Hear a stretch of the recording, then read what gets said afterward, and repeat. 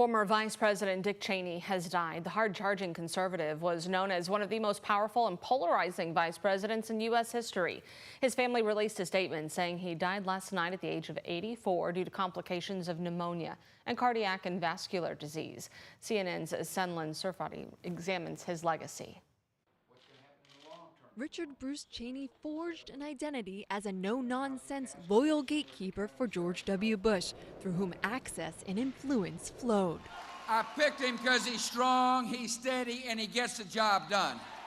Cheney was a seasoned Washington insider long before becoming vice president. He began his public service career in the Nixon administration and then became chief of staff for President Gerald Ford. In 1978, Cheney was elected to Congress from his home state of Wyoming.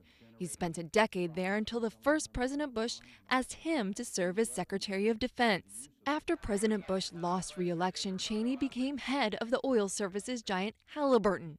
It was a job that kept him steeped in foreign policy, and later the job became a lightning rod for his critics. When George W. Bush secured the Republican nomination in 2000, he tasked Cheney with vetting candidates for vice president, but ultimately offered him the job. Cheney's health was a major concern. He'd had 3 mild heart attacks and a quadruple bypass before he was 50, and suffered another heart attack shortly after the 2000 election. I've got a doctor that follows me around 24 hours a day that comes with a job as vice president. His health continued to be an issue once he was out of office. In 2012, at the age of 71, Cheney underwent a heart transplant. In the Bush administration, Cheney was considered a hawk who was instrumental in the decision to invade Iraq. Cheney believed history would prove they made the right move.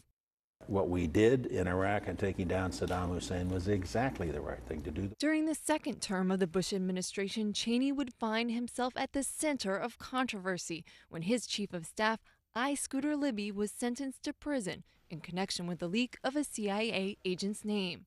The president commuted Libby's sentence but did not pardon him, a move sought by some conservatives. Late in his career, Cheney admitted he differed from many in his party on the issue of gay marriage. As many of you know, one of my daughters is gay. I think people ought to be free to enter into any kind of union they wish. In his 2011 memoir, Cheney accused Secretary of State Colin Powell of seeking to undermine President Bush by expressing doubts about the Iraq War. He also said Powell's successor, Condoleezza Rice, misled the president about negotiations with North Korea. Both have disputed the claims. Cheney had no interest in running for president after leaving office, but he continued to be an outspoken voice for the Republican Party. In Washington, I'm Senlin Surfati.